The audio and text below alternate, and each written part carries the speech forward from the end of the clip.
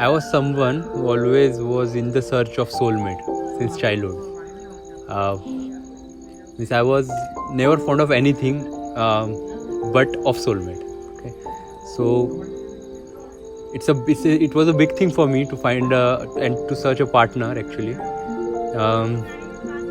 I was always into that, but when it is about her, so initially I didn't like her, frankly.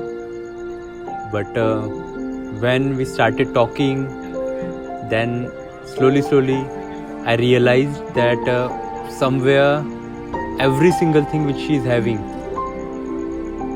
I'm just falling for that particular thing. This is what I've realized. So ultimately, from that particular thing कि I don't like that girl, मुझे पता ही नहीं चला कि when I fall in love with her. First time हम लोग college में मिले थे. मैंने उसको देखा था एक्चुअली. तो जब मैंने उसको देखा था वो किसी के साथ में आर्ग्यू कर रहा था, पर वो इतने कामली और इतने पोलाइटली कर रहा था, तो मुझे वो बहुत अच्छी लगी थी वो चीज़.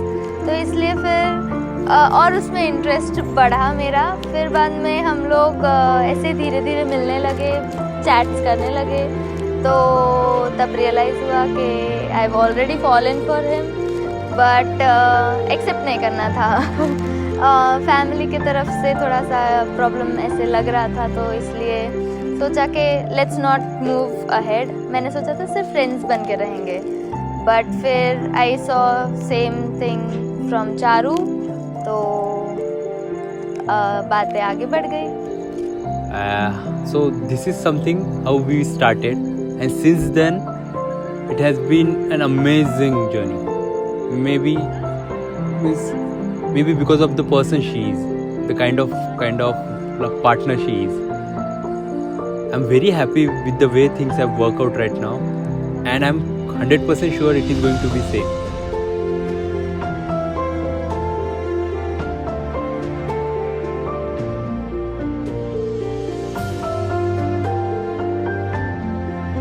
अगर फेवरेट मेमोरी के बारे में याद करने की कोशिश भी की जाए तो I just remember the day when I proposed हर.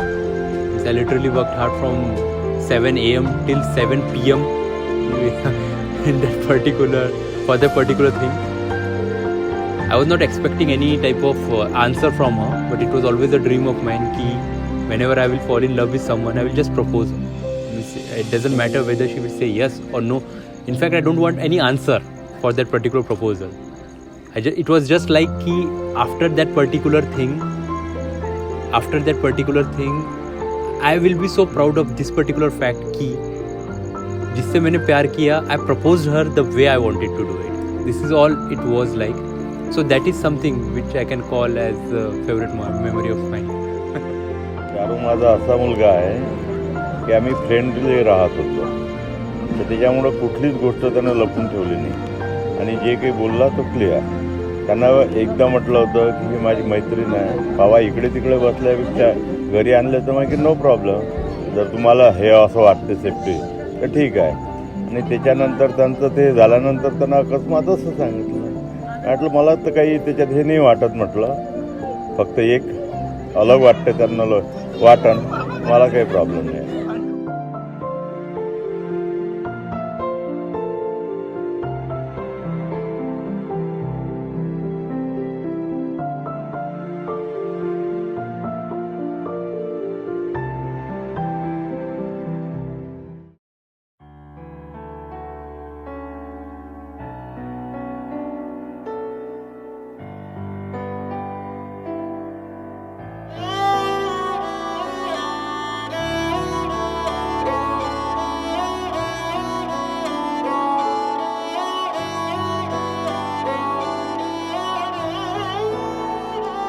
दिन शगुना दा चढ़िया, आओ सखियों नी वेड़ा सजिया. हाँ मेरा सजना मिलिया, सजना मिलन वधाइया नी. सजन डोली लेके आना नी वेड़ा सजिया.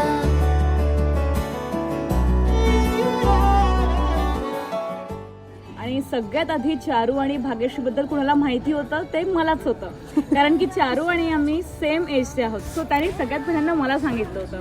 आणि जेव्हा हे लग्न, खूप सगळ्या प्रोसेस होत्या की कसं सांगायचं, काय सांगायचं, इंजिनिअरिंगला होतो आणि बरंच काही. पण जेव्हा या दिवाळीत मला कळालं की यांचं लग्न फिक्स होतं आहे, मी फार फार खुश होते. सेकंड रिझन हे पण होते की मला शॉपिंग करायचे होते. सो दोन्ही मुळे मी जामच हॅपी होते. दोघं पण मस्त एकदम बिंदास कपल आहे.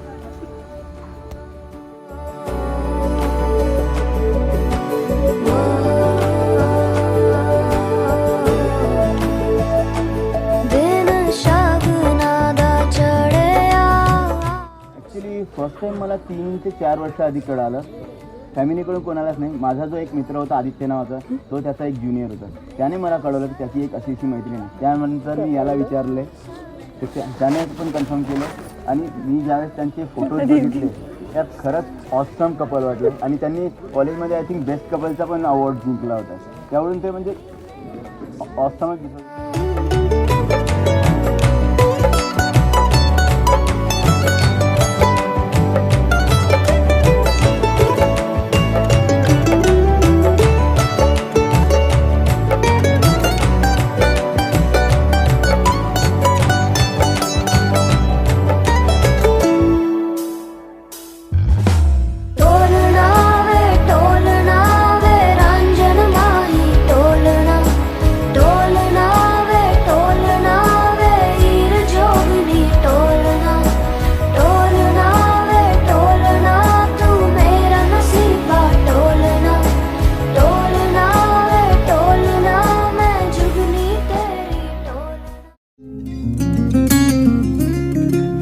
रात सपनों में मुझको मिली थी तू, यहाँ तू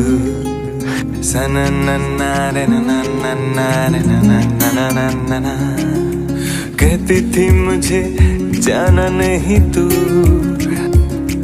वो तू ही थी जो लगती थी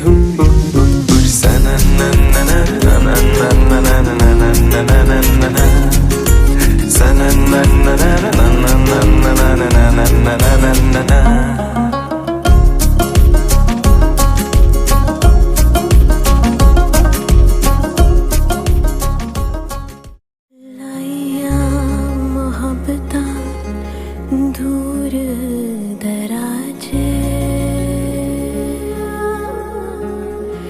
लाइया मोहब्बता दूर दराजे अखियां तो होया कसूर है अखियां तो होया कसूर माए